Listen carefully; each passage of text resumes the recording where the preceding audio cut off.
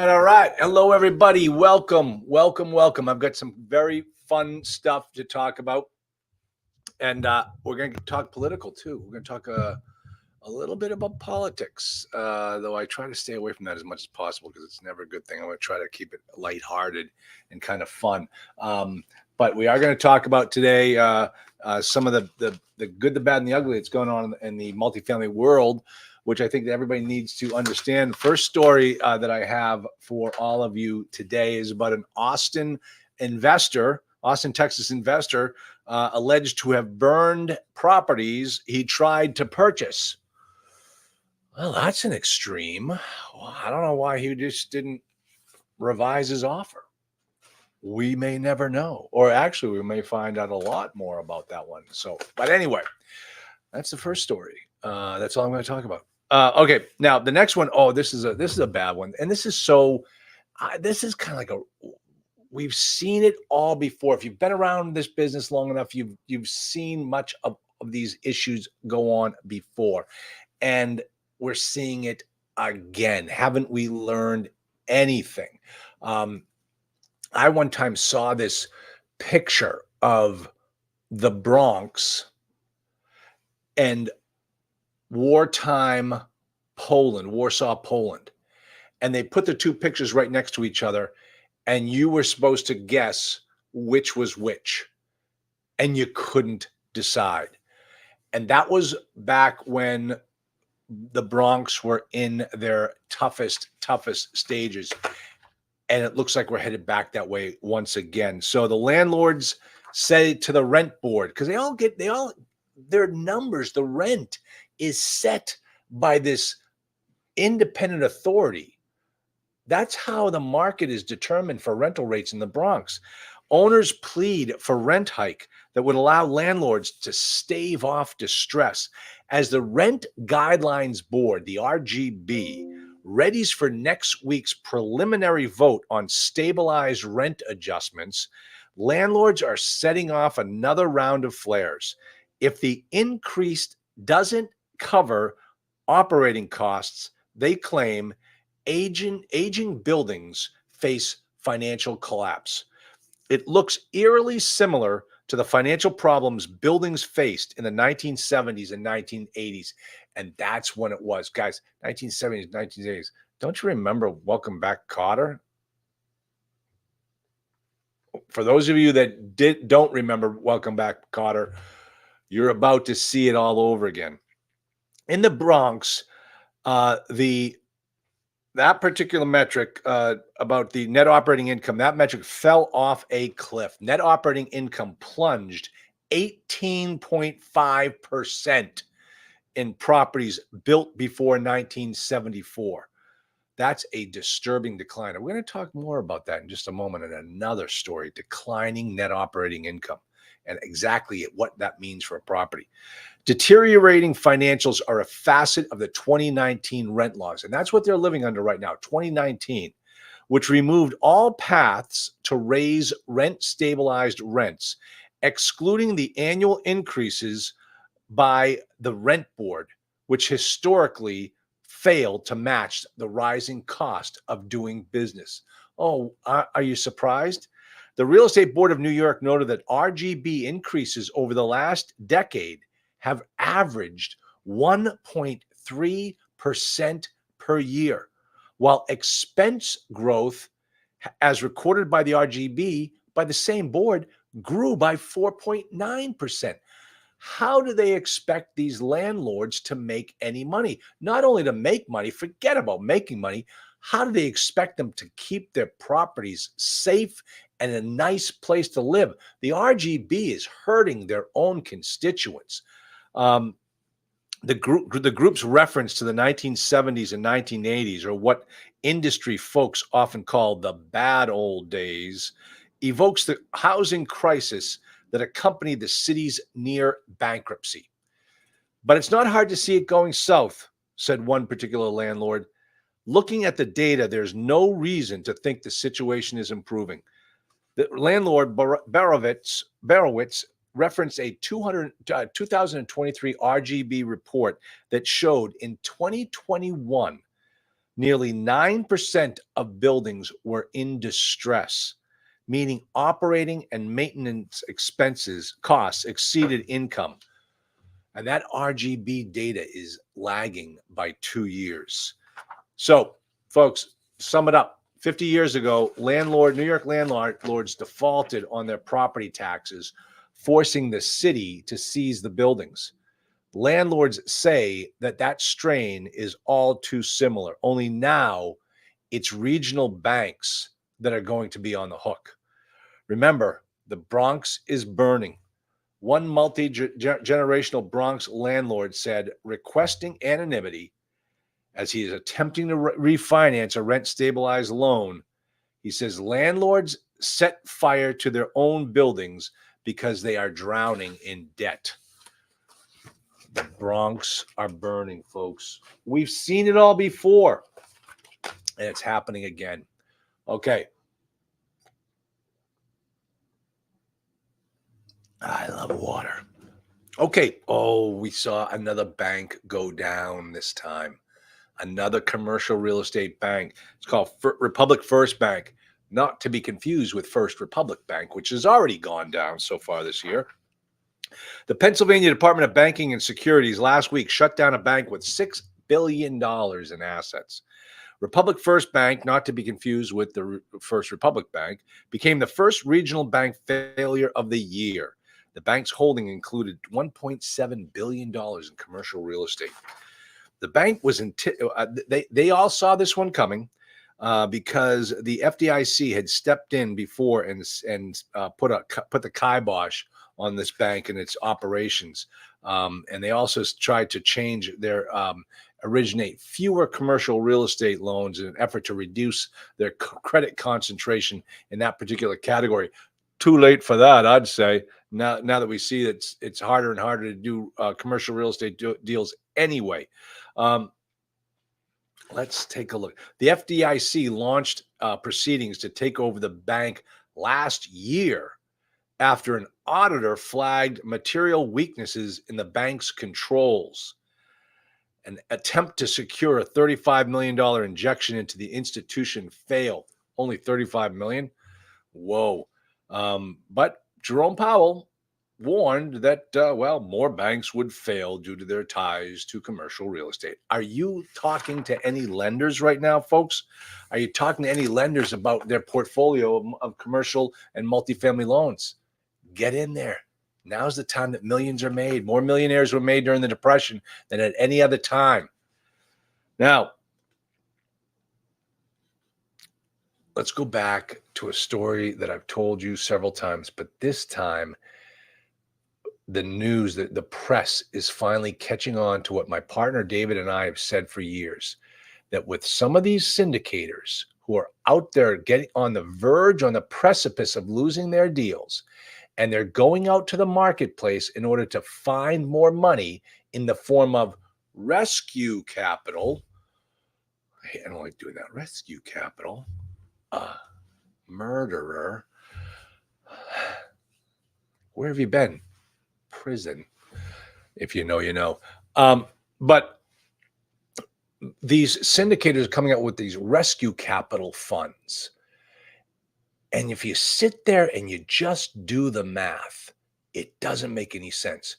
If you're looking to raise more money in a deal that's already closed, in order to keep that deal safe, you've got to give up the pie to somebody. And chances are very good that those original investors, the OGs, those people are going to walk away with nothing. That's what my partner David Peters and I and Jillian Sidoti, when we get on our text messages looking at these syndicators doing these rescue funds, we just can't understand how it works. And we're proving to be right. We've been saying that the emperor has no clothes, and we're being proven correct. Title of this is Tide's Original Investors May Be Wiped Out by Preferred Equity Deal. If you recall, Tides is a big syndicator down in Texas, actually mostly in the southeast. But they're in trouble. The interest rates, the floating interest rates are killing them. They are out there looking for rescue capital. And now they're having to put pen to paper, and we are finally, able to see what happens when we get this rescue capital injected into the deal. For a few months, Tide's equities has been desperately seeking preferred equity to shore up its investments in 30 apartment complexes. The company has said the money would help it through this punishing stretch of high interest rates and prepare the properties for sale in the next couple of years. But there's a trade-off. If Tide scores that lifeline, some of its original investors could lose everything they put in. Tide's working with AMC Investments, that's their biggest benefactor, pooled together $277 million from limited partners in 2021 and 2022 to buy 28 properties across Nevada, Arizona, and Texas. Now, if Tide hits its $69 million preferred equity goal, that's 88% of that original equity. They say that 88% of that original equity will be wiped out. Only 12% of the initial capital, the initial common shareholders will have anything left over. That's according to marketing documents obtained by The Real Deal. Just $30 million will be returned to the original limited partners. I wonder if they know. If you know of anyone that's an original limited partner in the Tides equities deals, you might want to drop a dime, let them know that they're not going to have a very good 2024, but it's going to get even worse when I read you what Joe Biden is going to do. On some deals, investors will see nothing. To buy the Dallas apartment complex, Tides on Esperanza, Tides used $11.8 million in equity, most of which was pooled through AMC. AMC finds equity investors for Tides, which then couples those cash commitments with a loan to buy the property.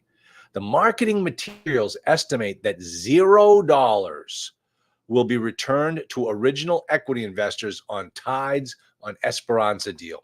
With preferred equity in the capital stack, any proceeds from a real estate investment are distributed first to the preferred investors, then to common equity investors. We all know how that works. But we never thought of how is it going to work when we need to inject a whole lot of new money into our deal. Well, then we have a new fund coming in. Oh, folks, scenarios do exist in which the math for existing equity does not work for preferred equity without significant improvement of terms from the senior lender. Translation: unless the senior lender cuts Tides a huge break on its loan, the property won't produce enough cash for anything to be left after the preferred equity investors take their cut. On the bright side, Tide says, successfully lining up a preferred equity injection alleviates the need for a capital call. Oh, how wonderful that is for our limited partners. Hey, look on the bright side. We're not going to ask you for any more money because we know you don't have any, because we just gave it to this other guy. That's what they're doing. That's exactly what they're doing. It's unbelievable. It's borders on criminal. And where is our SEC regarding all of this? The big question you also have to ask yourself is, hey, Tides, when you're raising this rescue capital, are you taking another acquisition fee? Whoa. How much are you losing out of your own pocket in this deal, Mr. Tides? Let me see if I can tell you their names, because their names are in here. Sean Kia and Ryan Andrade. Ask those gentlemen if they're getting another acquisition fee from this another round of financing. Preferred equity is one of the few other fixes that firms such as Tides can tap. On Tides at Esperanza, Tides would pay out 15% a year to preferred equity investors, but not every year. The payouts would accrue until the property is sold because they don't have any money. This property is not generating any money. They can't pay that 15%. Anybody that throws good money after bad, they deserve to lose everything. Those original investors, they shouldn't be put through this. Tides aims to sell Tides. Okay, I did some math on this, and I want you to understand this math. There's going to be a little math test here, just so you can understand it, because if you read the article, you say, okay, that's nice. But then when you do the math that's in the article, you realize, holy cow, these guys are screwed. So here's the math, all right? Tides aims to sell Tides at Esperanza next year for $62 million, almost 30% more than it paid almost a year and a half ago. Have we seen prices on multifamily property rise by 30% in the last 18 months? Oh no. Tides expects to lose money on some properties. It expects Tides on 67th to sell for 17% less than it did in December 2022. December 2022. They were still buying as other people's properties were starting to come down. These gentlemen were still buying. That's because they're not investors. They are brokers. They get paid based upon the transaction. They're nothing more than transactional mechanics. They don't invest. They're not investors. We on our side, we are investors. Okay. In 2023, Class C. Now let's get into some of this real hard math. In 2023, Class C multifamily complexes in Phoenix were selling at an average of $208,000 per unit, down 17% from the previous year. Tides is hoping to sell its Phoenix-based properties, which count as Class C or older, at an average of $256,000 per door. That's 23% higher than the median last year. So if they're out there trying to raise rescue capital from all these people, and they're trying to tell them that they're hoping to do it because the market's going to go up by 23%, the SEC should not get involved. Those people are just stupid. Let them be stupid and lose their money. It bought the buildings for $201,000 in 2023. Now they want to sell in 2024 for $256,000. Ain't going to happen. In Austin, now here's the math. In Austin, rents have fallen 5.6%.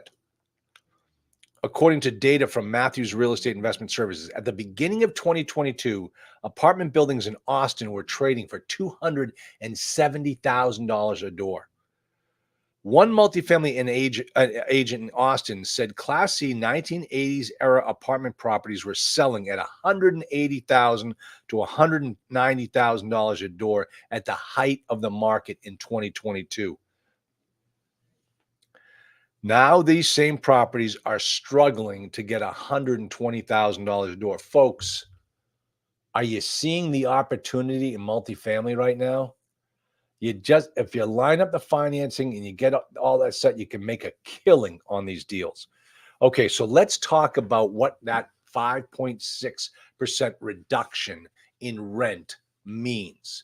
So if we did a 5.6% reduction on $1,000 a month rent, but at the same time, the expenses have gone, let's say 40%. Now they're up to 45%. Do you think that that's a big jump? Absolutely not. Okay. But the expenses are now 45. That means that a net operating income before the rental reduction would have generated you maybe $600. Now with the reduction in the rent and an increase in the expenses, that $600 is now down to $520. That's a 14% reduction in NOI. Just think about that. How much more do you have to raise? And on top of this, the cap rates are going up. The cap rates are going up. So you're starting to see these numbers not making any sense. It's a huge opportunity for new investors to get into this deal. Just got to get out there and find that distress. I was working with a student this morning.